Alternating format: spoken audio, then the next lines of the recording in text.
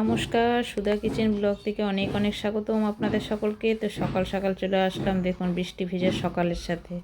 তো এত মেঘ ধরেছে, সারা রাত ঝোড়ো হাওয়া বৃষ্টি, মানে সে বলার কথা না। কিন্তু ওয়েদারটা কিন্তু খুব ঠান্ডা, এতটাই ভালো লাগছে সে মানে বলে বোঝানো যাবে না।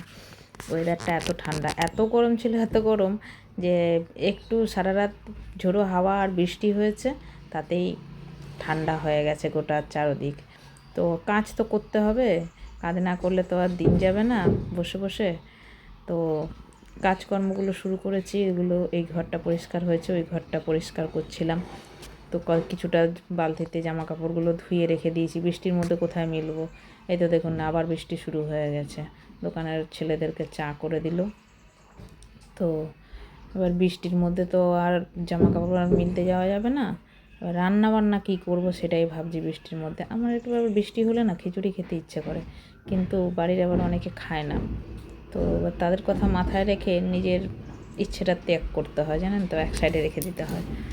তো নিজের কথা তো আর ভাবলে চলে না, সবাই যেটা খাবে সেটাই করতে হবে। তাই তো দেখছেন সব বৃষ্টির মধ্যে দাঁড়িয়ে রয়েছে, কাজকর্ম সব বন্ধ হয়ে রয়েছে। আবার দেখছি বেলা করে একটু রোদ উঠেছে, আর এদিকে মিস্ত্রিরা কাজে লেগেছে, ওই যে ওই পাশের বাটামগুলো খুলছে। মানে 1 মাস হতে যায়, ঢালাই হয়ে গেছে, এবার ঢালাইয়ের বাটামগুলো খোলাখুলি চলছে। আর এত রোদ, এত রোদ, ওই বেলার দিকে, বেলা কটা 12টার দিকে এত রোদ, যেন সকালবেলায় কিছুই হয়নি। দেখুন শুকনা ঠনঠনা, উঠোন টুটুন গাছ কম্ব সব একদম।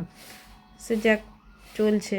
ভাবলাম এরকমই শুকনো থাকবে, দেখছি আবার বিকেলের পর থেকে এমন বৃষ্টি শুরু হয়েছে, সে আর বলার কথা নেই। তো দেখুন না, যেমন ঝোড়ো হাওয়া, আবার আবার বৃষ্টি, মানে সেই কালবৈশাখী ঝড়ের মতন হচ্ছে।